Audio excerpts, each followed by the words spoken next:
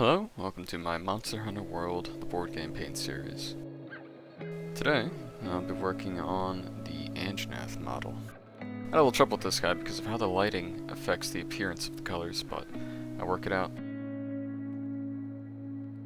Start off like any other model. I clean up mold lines, which you will find predominantly around the back legs and arms. I spray prime it matte black. Attach my model to something solid, that way it's easier to hold without stripping any of the primer that we've applied.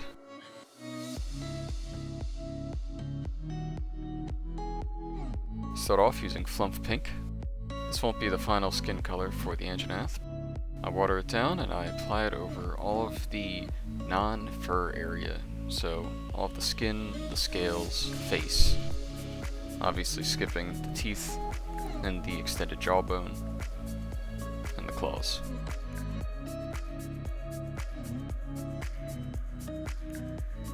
You want to be applying this in a couple layers because it is a light color and it'll be a little more difficult to cover up the matte black paint.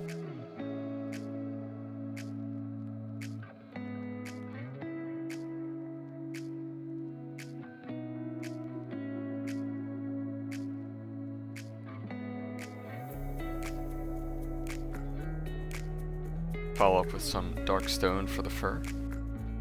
Now, the Anjanath's fur kind of has like a weird pinkish purple look to it, and I have a little bit of trouble discerning that originally. It just kind of went for like a brownish dark color. You could use the same paint to color the scales on the legs. They are predominantly on the front of the legs, and you want to avoid doing the back thighs, which I do, and I go back and have to fix that later, but all down the front of the leg there's lots of scales that stick out. You want to very carefully overbrush the top of it so that you can still see the skin tone between the scales. Also very lightly do the texture on the nose. We'll be coming back to all of these colors later to sort of bring them back up, but it's good to have a solid foundation for them. And do it all down his head as well. We also want this to be about halfway down the body. Take this brown and I sort of fill in the eye socket around the eyeball to add a bit of a shadow because of his protruding brows. I paint the toenails the same brown color as well.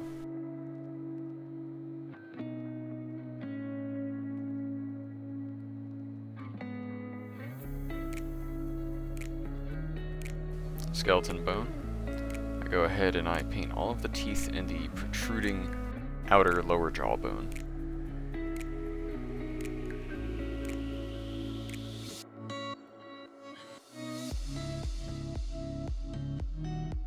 I do my best to do both the inside and the outside of the teeth.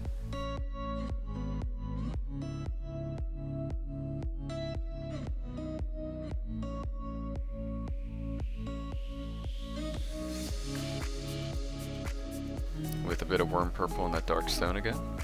I mix them up in a 1-to-1 ratio and produce a bit of a darker purple color.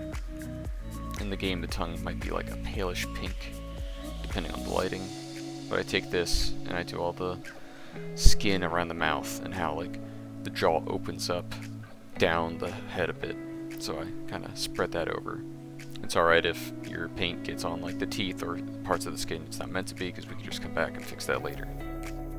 I also get under the tongue in the palate area.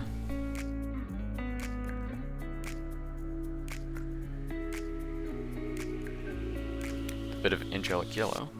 I very carefully paint the eye with the detail brush. I steady my hand by using his big T-Rex face.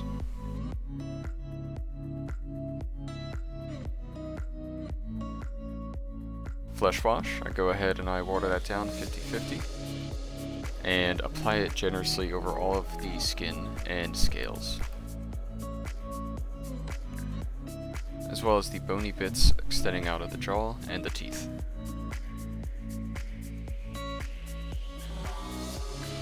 Wash is tricky with lots of flat areas such as the sides and underbelly of the creature.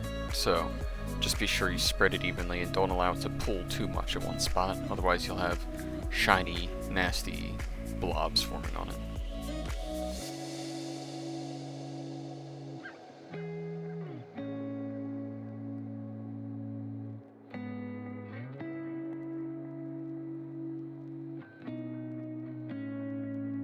That Flump Pink and Dragonfire Red, I go ahead and I mix the two in different proportions until I get a nice mix. I'll show you my messy palette here. I apply a thin coat of this over all of the skin.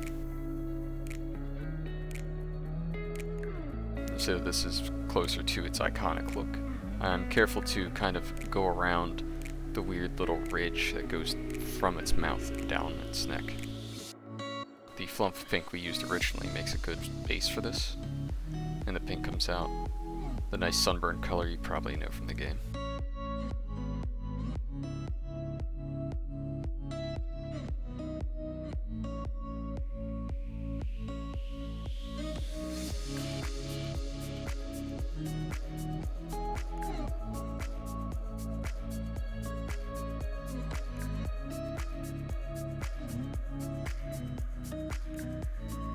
Very careful about only going up halfway. Make sure you get its underside. And any other estranged bits.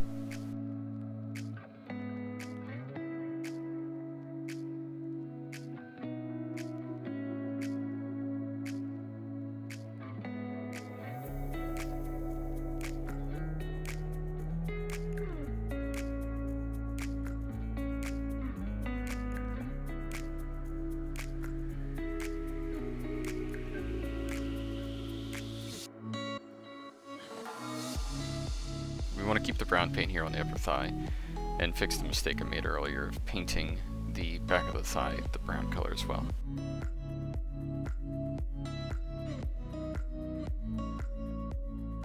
Even though there are some spiny scales down here, we want to paint the entire back of the leg. I use the skin folds here to add a bit more detail. You ain't gotta, but it's just a little something I do.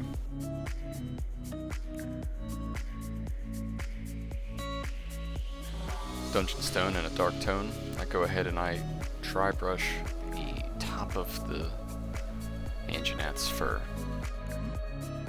I start a little dark and work my way lighter and lighter, taking up less and less space. More and more sparingly as I get the color lighter and lighter towards the center. You want the light parts to be predominantly above the legs and on the shoulders.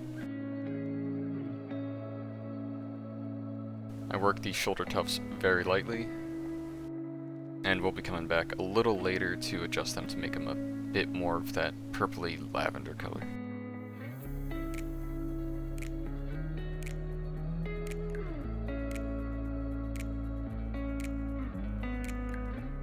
I take the brown again and I carefully brush on all of the scale bits that were previously colored to sort of make them pop a bit more.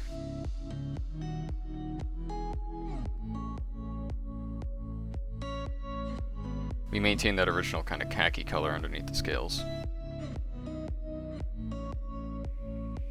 And doing this on the edge of where the pink meets the brown, we sort of create a bit of a blend.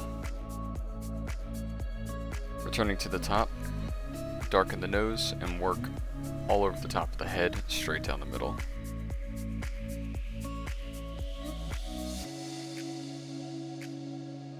Brown still on hand, I just very carefully give the Anjanath a little lizard eye.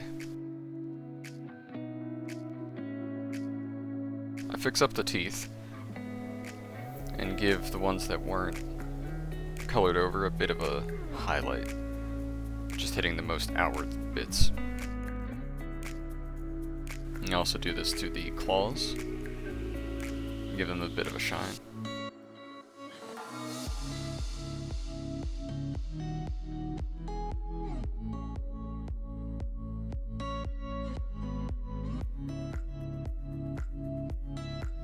Using a very teeny bit of red wash, I go ahead and I fill in the eyeball. Using a drier brush now, I wick away a lot of it and just push it towards the edges of the eye to give it a bit of a glow or bloodshot look.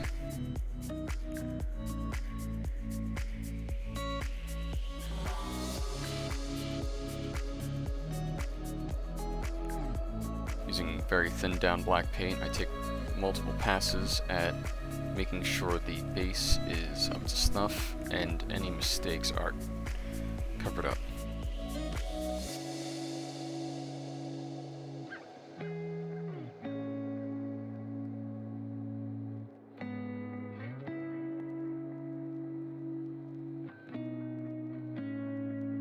I originally decided to call this model done here, but I do end up going back and you'll see how we fix up the fur a bit, taking it from this grayish, kind of dusty look to a bit more of that lavender color.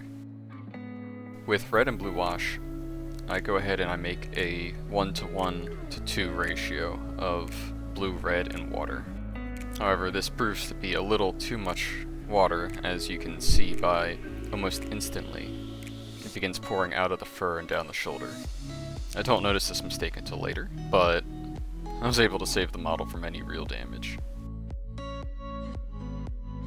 Perhaps if I used less water, the purple would have come out a bit more in this wash. Here's the moment I realize how drastic my mistake was by using far too much water and having it run down the body of the model. Purple and darkstone. I very lightly dry brush that after it's done drying. I very lightly dry brush the sort of lavendery color. I put the purple mostly on the shoulder and the waist. And with that, my Anjanath is finished. You can see it's getting a little too big for my light box, but I'll have to start improvising a bit for future models because Tobi-Kadachi is longer than this and the Rathalos is way bigger. I ran into some trouble making this, and it's good to get feedback from your contemporaries, so don't be afraid to ask others for critiques. If you liked the video, like and subscribe. Otherwise, I'll see you in the next one.